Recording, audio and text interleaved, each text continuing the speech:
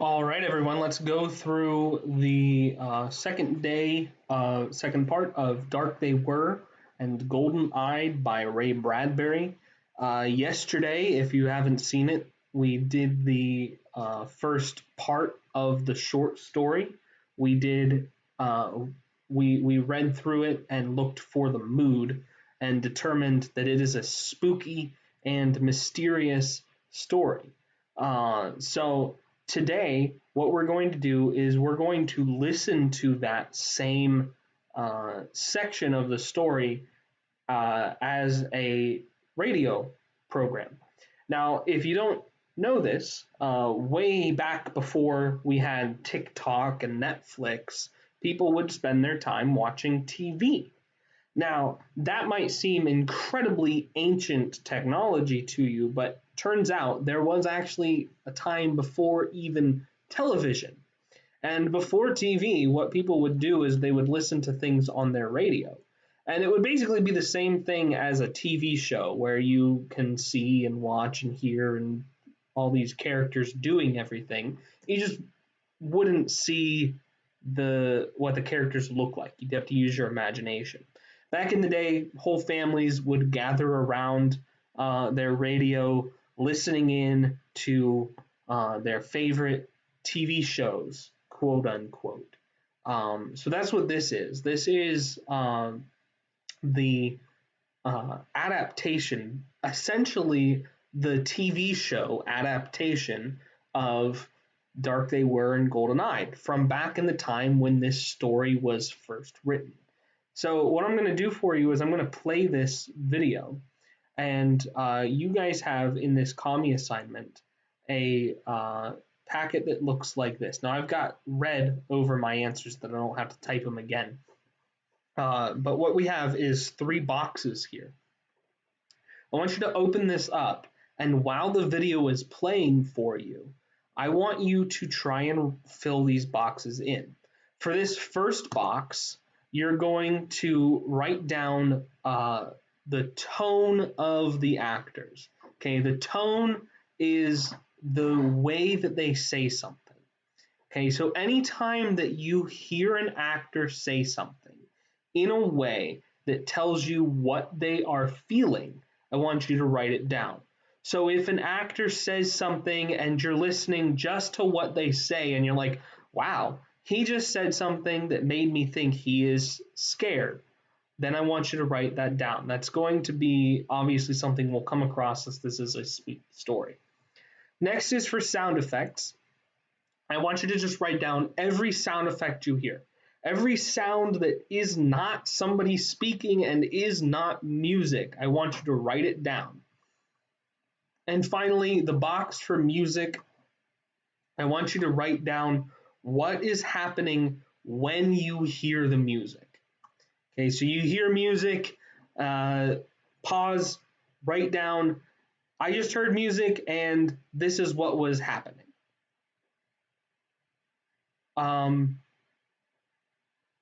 Excuse me for a second. Okay. I'm going to go ahead and play this video for you now. This is the radio adaptation of Dark They Were and Golden Eye.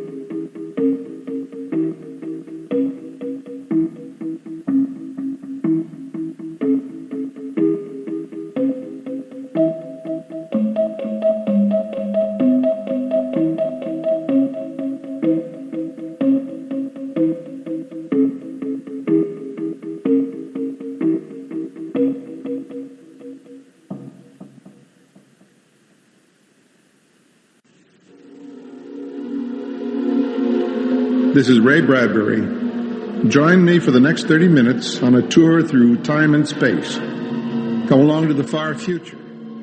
Follow me into a strange past with stories that almost could be or might have been. Real or unreal, this is Bradbury 13.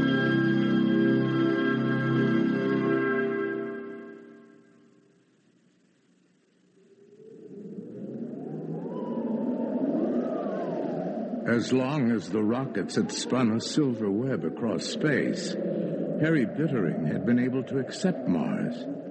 But now, the web gone, the rockets lying in jigsaw heaps of molten girder and unsnaked wire on Earth. People from Earth left to the strangeness of Mars, the cinnamon dusts and wine airs. This was the moment that Mars had waited for. Now, it would eat them. Ray Bradbury's Dark They Were and Golden-Eyed.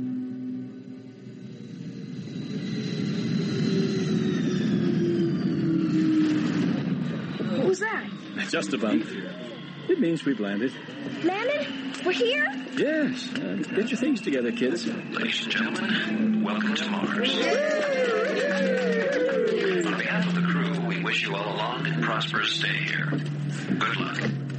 We'll need it. Everyone set? All set. All set. We're ready, Harry. Well, ready or not, here we come.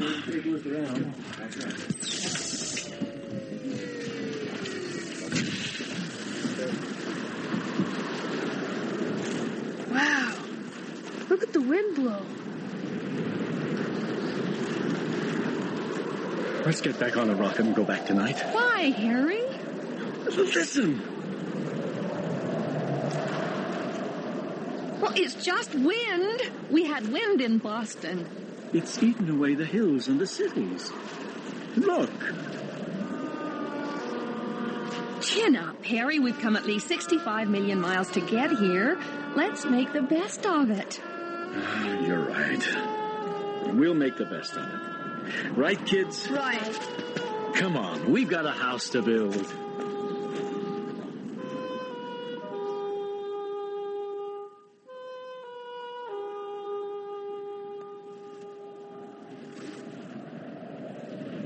Harry, are you awake? Yeah, I'm awake. I think I'm finally getting used to the wind. Took me a few months, but now I think I'd miss it if it wasn't there. Glad you like it. Don't you? Cora, sometimes I feel like a salt crystal in a stream being washed away. We don't belong here. No, for heaven's sakes, Cora, let's buy tickets for home. We can't go back. Well, of course we can. One of these days, the bomb will fix it so there is no more Earth. Then we'll be safe here. Safe and insane. Come on. I'll fix you a nice Earth breakfast. Here you are. Bacon and eggs. Runny yolks, just the way you liked them. Thanks. Hey, have you seen the paper? What's it say? Another 700 from Earth. Colonial days all over again. I'll say. Why, in another year, they'll have 500,000 Earthmen on Mars. Big cities, everything. Good. Maybe you'll like it better. Maybe. Now, the point is that they said we'd fail. Said the Martians would resent our invasion. But did we find any Martians? Not a living soul. Oh, we found their empty cities, but not one living Martian. Oh, there it goes, shaking the house again. Daddy, I don't like it when it blows that hard. I don't know.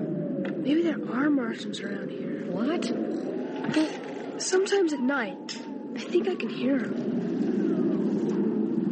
I hear the wind blowing sand against my window. Like that, here?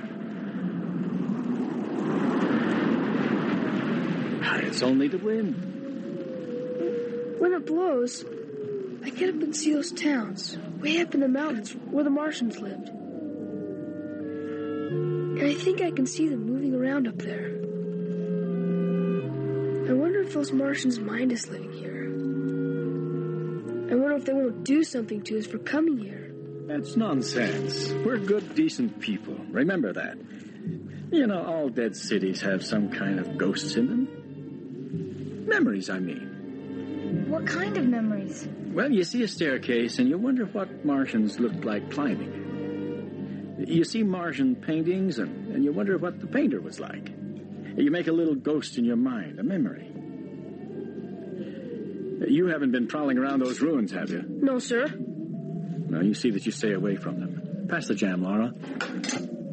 Just the same, I bet something happens.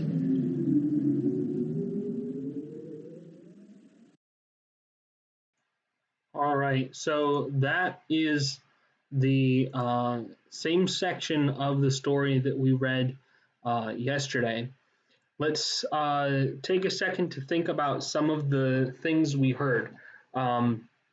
Some things the class decided on here for tone in these authors or in these actors' voices. Let me make this a little bigger for us. Was when the boy was talking at breakfast there at the end, and he sounded very curious. He sounded a little scared, a little worried. Another example of the tone in the author's voices was at the beginning when the dad was a little afraid. And then also the wife sounded very serious when she was talking about how they couldn't go back to Earth. Those are just some of the things that we came up with in class. Feel free to copy some of these down and also to add any of your own. Here are some of the sound effects we came up with together in class. We had when the father wakes up, he yawns, and we talked extensively about this in class together because it's such an interesting transition from the day they first get off the rocket ship to then suddenly yawn. Okay, it's a whole 2 months later. We know that time has passed. We know what time of morning it is. It's a very interesting way to get us there. We got to hear the rocket sound when it landed. We got to hear the people clapping when they got off. There was the blowing wind, the sand hitting the window, the dad wrinkling the newspaper. So hopefully you were able to find some of those as well as you listened to that video. Let me turn my camera off here for a second and talk about the music. We heard music. I asked you to look for where you hear the music. We hear the music in the introduction. We hear the music in the beginning when they first get out of the rocket and they're looking out at how strange the planet is. And we also hear the music when the boy is talking at breakfast and the dad talks about the ghosts in the abandoned city. Now, I want to make sure that nobody's confused. These are not actual ghosts. These ghosts are just ghosts of the imagination.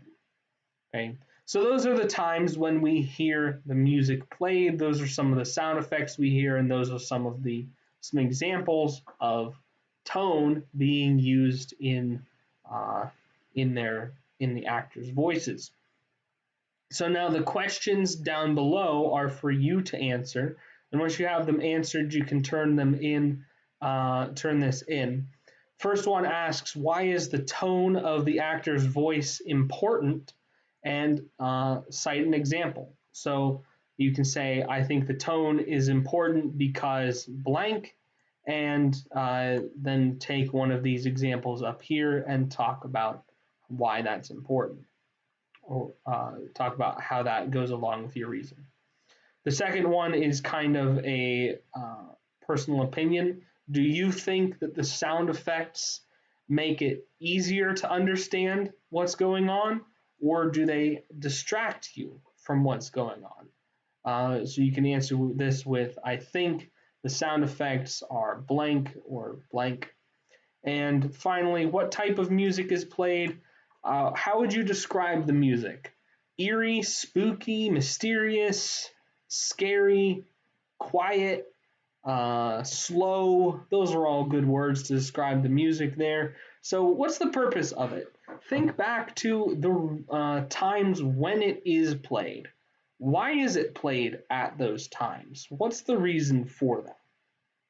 And I want you to go ahead and answer these on your own and turn in this activity when you're done.